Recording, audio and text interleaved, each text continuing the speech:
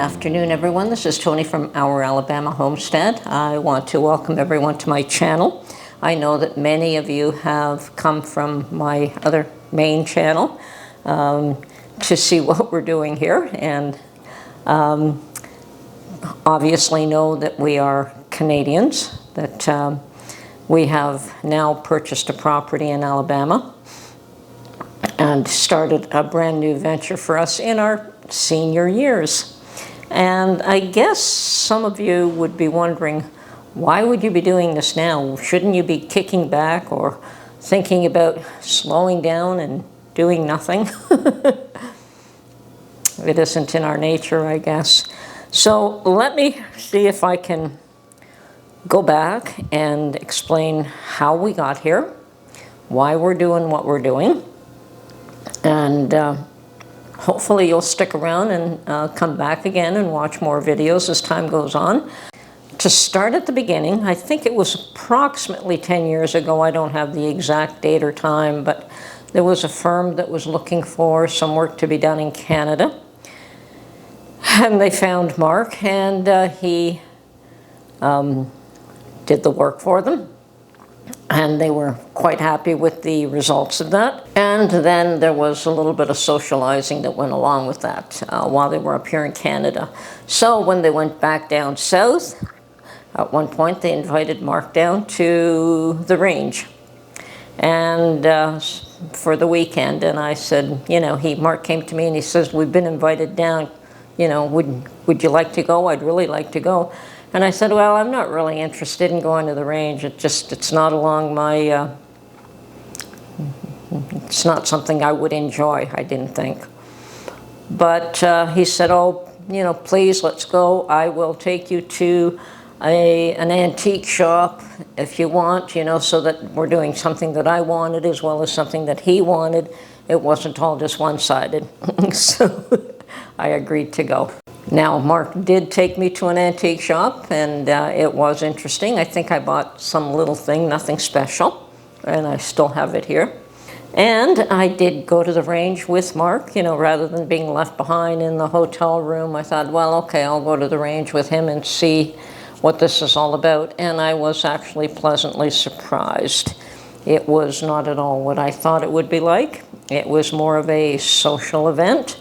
Because all of these people knew each other. They all got together that evening, and there were women there, and there were children there, and, you know, young people, and there was a competition, and it was basically a party, you know, and it was just a place where everyone got together, had a good time, and it worked out really well. And actually, while we were down there, I think we kind of looked at, oh, a property here or a property there, and let's look and see what things are like. And we looked at one home, just from the outside, didn't go in, but just from the outside. It was on 1 acre, nicely done, was a nice home at one time. Once again, it was one of these power of sales. Put that aside, forgot about it, went home, went about our daily business, and you know, they were still pretty friendly in that, and I think they still kept in touch. And I think about a year later, we were invited to go on a boat cruise. So yeah, the boat cruise was not an expensive trip, and Mark and I had rarely ever gone on holidays. So here we go. Mark wanted to go on this cruise, and yeah, these things are interesting. I'd never been on a boat cruise, and to me it's just like, okay, it's a floating hotel, big deal. But that's what it was. It's one of these places where all the food and drink that you can, well, the drink I think you had to pay for if it was alcohol. I don't drink, so it was no issue to me, but all the food you can eat, and there were events that you can go to, and we all got together for dinner in the evening. And it was nice. I'm not saying it wasn't nice. I don't know that I'd want to do a cruise again. Really, once again, not my thing. But it was nice to have tried it once. And yeah, as I said, to me it was just like a floating hotel. It did make stops at certain ports, and that was also interesting. So we go back home, and I think at some point, and this is when we still had our own home, and at some point, I think Mark was offered possibly a potential job offer by this individual who we went on the boat cruise with. And we started looking at homes. And yes, if we were to sell our home at that point, we could purchase an equal or better home down south. And that wouldn't have been difficult. That would not have been a difficult move at all. So we could have ended up with something on 3 or 4 acres, a really nice home. And we were looking at properties all over the place then, fairly close to this individual, who Mark has stayed friends with for forever. And anyway, due to various reasons, the whole thing fell apart. Health reasons, business partner issues. Anyway, the whole thing fell apart. It was not just one side, it was multiple issues. But that didn't stop Mark from wanting to move down south. So, and of course, without a work permit or sponsorship by somebody offering you a job, for Mark and I, the only option, of course, was to go down for 6 months there and stay 6 months here. So you're basically what they call a snowbird, or anyway, temporary. You can go there on a temporary basis, but not full-time. And if you overstay your visit, then you have other legal repercussions and tax repercussions that you don't want to deal with. So anyway, then we sold our home.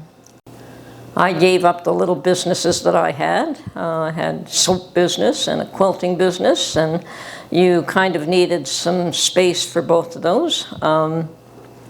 So I gave up my little businesses, and Mark retired, and we moved into this apartment. And just to kill the boredom, I mean, I was mad worried about a garden, but I did find that I could rent a plot, and I was able to do that, and that would keep me busy over the summer. And then because I had nothing else to do with my time, let me tell you, looking after an apartment is so much simpler and less work than it is to look after a house. In a house, you always seem to have something to do. But anyway, as I said, I garden in my garden plot over the summer, and in the winter I was like, what do I do with myself? And so I started watching YouTube videos, and then I thought, well, they can do that, I can do that too. I don't think they're any better than I am. And I started a YouTube channel, and in all honesty, I was terrified of the camera the first few videos. And I've left them there just so that I could look back and say how terrible those videos were. And over the years, I've grown a little bit. I don't say that I've exploded. I've had some successes with some videos, and I've had a reasonable amount of success and a reasonable amount of subscribers, and I have quite a number of people that have been with me from the beginning and are still there, and I'm thankful for that. Anyway, so I started YouTube channels, and Mark still, I mean, he tried fishing, he tried golfing, he tried all kinds of things to keep himself busy. And after a while, you do get bored of all those things. And so, meanwhile, we'd take the occasional trip. We made another trip or so to visit our friends down south. And they still kept asking us to find a way, or if we could find a way to move down there, and, oh, this property's only X amount, and so on and so forth. So back in Canada, here's Mark on the internet, and I don't know how he did it. I really, really, really, really give him credit, because it would have driven me absolutely bonkers. But he would go onto Zillow every day, every day, every day. And he would make a list of all the potential homes that we could afford. And he'd say, well, this property or that property. And I'd say, that's awesome, Mark, but we have issues that we cannot live there full time, so we are extremely limited to what we can do.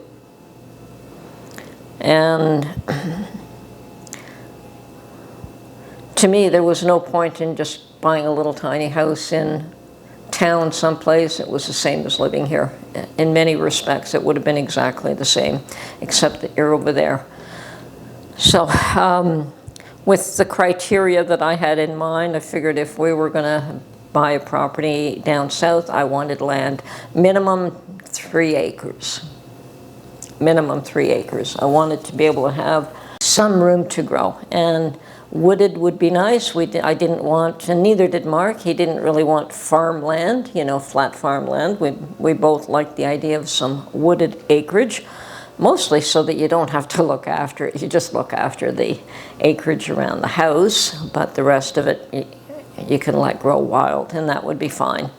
But at least you have some distance, some privacy. And privacy was something that we absolutely lack here, totally. I mean, everyone's very close together.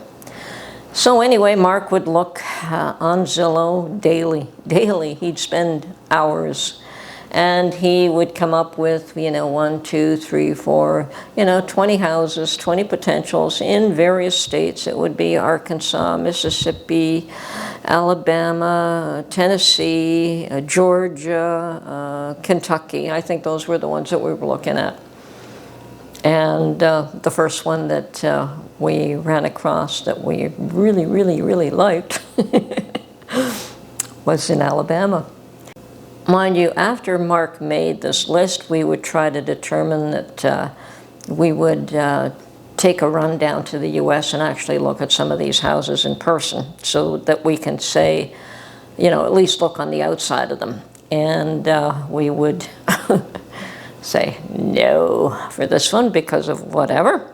Badly situated, much worse shape than what you thought it was, whatever the case is. Most of the time it was just because of the where the house was, the lot. Perhaps there just wasn't any privacy. The house price was good, or it was a very bad neighborhood. And not being from that area, we were a little more cautious about the neighborhood that we moved into, because it's going to be a lot harder for us to sell it if we're not happy.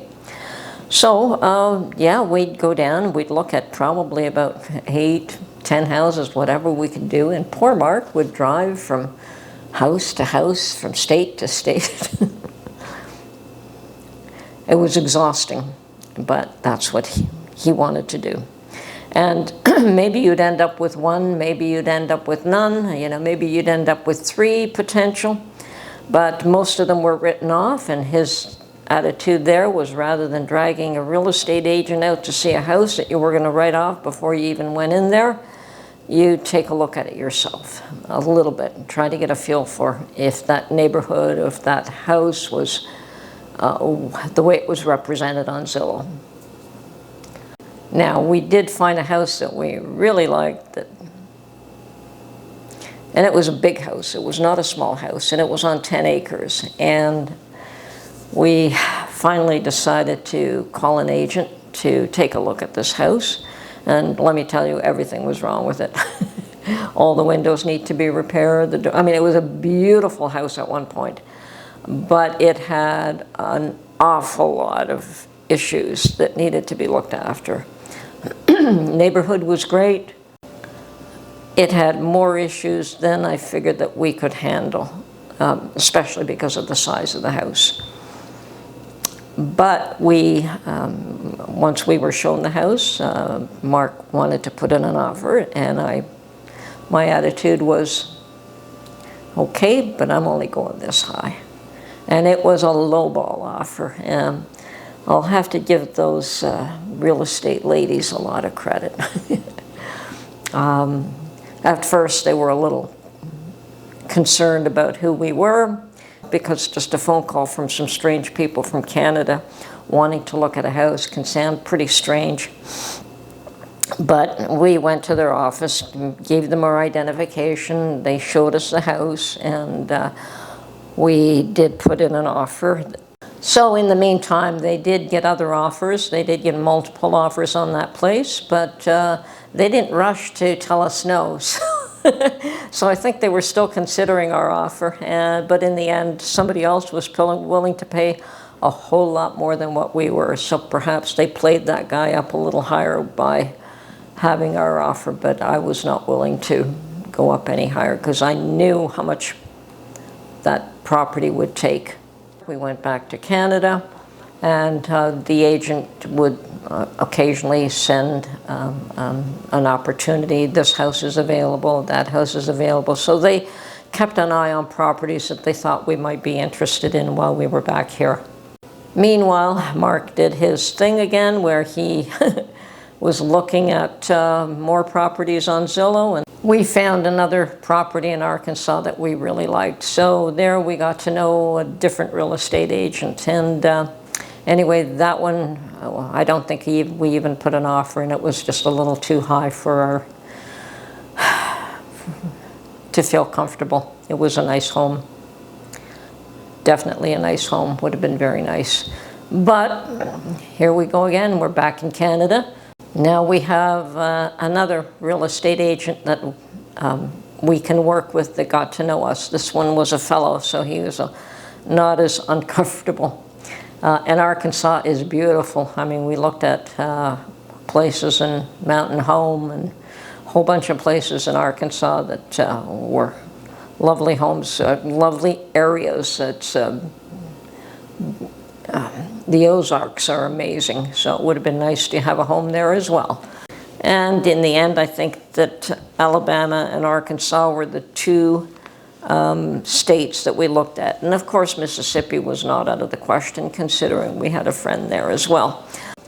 And the real estate agent from Arkansas suggested at one point that if we saw a house that we liked on the internet and wanted to put in an offer, we could do that online from Canada with a contingent that upon inspection, and that would give us an out if we decided we didn't want the house. And we found one that, wow, this one looked great. It had had fire damage, but from what we could see from the pictures, I thought, okay, well, it's a big cleanup job, but, you know, and there's a little bit that needs to be, the garage needs to be repaired, a little bit here, a little bit there. So we put in an offer, and it was accepted, and we're going, yay, we finally got one that's accepted. Went down, and we lined up somebody to do an inspection, but Mark and I drove by the house before the date of the inspection and said, nope, we're out of here. That place was so badly burnt. It would have been a nice home. It was on 3 acres, and it was a more modern home. And it would have been nice if you were a builder and you knew all the trades down there, or, you know, you had access to, like if you were a builder, it would have been a perfect home to fix. And so we walked away from that one and came back home. The next lot, you know, Mark's, then what was it? Once again, Mark got on the internet and found a few places, and then he found the one that we were looking at. And I said, yeah, that looks interesting. Like there was something about the place I don't like and did not like, and but I was willing to look at it. And so we drove down there, and of course the lady who had shown us the first home in Alabama, oh, and there was another one in between that we put an offer on with her.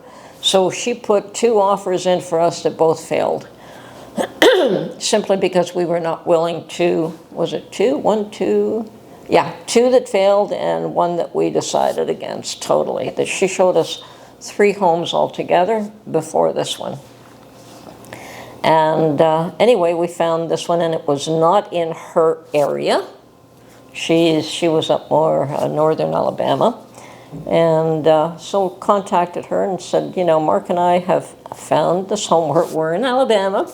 We're looking at this property, and it is a, you know, it's a power sale or whatever they call them, a foreclosure. And We kind of snuck inside because the door was off its hinges and broken. And yeah, the place was in rough shape. There was no doubt about it. It was in rough shape. But the price was right. And anyway, contacted her and asked her if she would be willing to put an offer on this property for us. And she said, yeah, anywhere in Alabama she could put in an offer. It didn't matter that she wasn't that close. And we said, we don't care if you don't come down and see it. We've kind of, done a tour of, quick peek in the house, even though probably legally we weren't allowed to do that. And the outside, we looked at the outside of the house, and the neighborhood was great. So she put in an offer, and they rejected it. They wanted exactly the money that they were asking for, and we walked away. So Mark kept an eye on that property to see if it was going to sell, and about a month or two later, the price dropped. And we decided to put in an offer again. And we didn't really lowball the way, as much as what we have in the past. Mark really wanted that house, and he was getting tired. He says it's costing us quite a bit of money every time we go down there. So he just wanted to get this this deal done. He wanted to buy a home, and he wanted to, have a place down south. So we put in an offer, and it was accepted. So at that point, we had a certain amount of time to get an inspection done, and we did that. We took another trip down there for the inspection, and uncovered a few things. Probably not as much as we should have during the inspection. We learned a few things that we didn't know. But anyway, we got that done and went back to Canada and decided to try to get them to drop the price a bit, because we noticed that the electrical was in really poor shape. We were hoping to still use the electrical that was there, and there was no real means of heating the place, so there were those issues, and we did get a little price drop, and they agreed. I think they were anxious at that point just to get rid of the place. Perhaps we were the only people that actually put in an offer or took any interest in the place at all. So that was done. We closed the deal, and that was a bit of a challenge as well. We ended up having to drive to Buffalo and meet with somebody to sign all the paperwork, and because they couldn't do it in Canada, so we had to go to the US, and Buffalo was the closest site. So yeah, there was learned a lot of interesting things about buying a property in the US. It is so far different from Canada. I've owned 2 properties in Canada, and it's a much, much simpler process here. Extremely simple process compared to, if you qualify, bang, you're fine. But even just the amount of paperwork that you have to go through in the US is wild, and a foreclosure is even 10 times worse. But it was done. We closed the deal, and and we drove down, and Mark and I stayed there for 2 months, doing a lot of cleanup,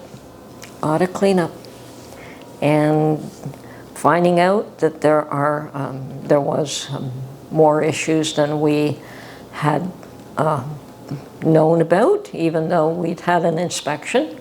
Unfortunately, not being able to turn on the hydro, and we didn't have time to do that. That is what led to not being able to determine whether this worked or that worked. There were appliances in the home, but they were, I took one look at them, and all of them have got to go. I think the washer and dryer were fine. It turns out the wash machine works. It's old, but it works, thankfully. The microwave is still there, but it needs to be removed. And the air conditioning works, which is great, but I had to buy a new fridge, new stove. And Mark is telling me that he can get the dryer working, that it will cost, I mean, it's an old dryer, but he says, yeah, it just needs an element, and he can get that working. And he's done that kind of stuff in the past, so not too worried about that. But yeah, we needed a well tank, and that was an issue. I mean, there were a lot of things that had to be done with the house. So we got to work and worked really, really hard for the first 2 months and felt pretty good, but we felt like we've just scratched the surface of what has to get done. So long story short, we've got our little home in Alabama, and there's some wonderful aspects of it, and there's some heartache. But, I mean, finding that the property had an awesome fig tree, and if not just one, it had 2 good fig trees and one that had root left, but it was coming back. So there were 3 fig trees on that property. There were black walnut trees on that property. There were hickory trees on that property. A lot of good stuff, a lot of amazing stuff. An awesome garage. I mean, that was part of the selling feature for Mark as well, is it had a very large garage with a steel roof and a good concrete floor. The walls need to be redone, and it needs doors, but the structure is solid, and it's good. I mean, it does have walls. It's just they need to be replaced. We had 5 acres with forest on that property. The nice thing is that we have acreage on one side and acreage on the other with nothing on either side of us, so it's nice and private. We do have neighbors across the street, one to the left, one to the right, and it's all good. It's nice and peaceful and quiet, and just the kind of property so the property is awesome. As far as I'm concerned, the property is great. The house has, you know, 1 or 2 major issues that once we resolve will be great, but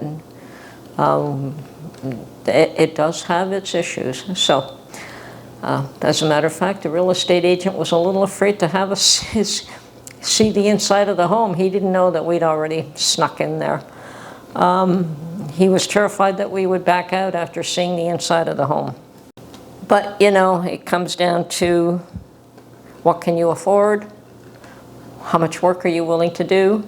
And, you know, we're happy with the property. Hopefully we'll be able to resolve the major issues and then renovate the smaller ones. Yeah, it's going to keep Mark busy, and he's happy. He likes the idea of keeping busy. I think he was absolutely going bonkers with nothing to do.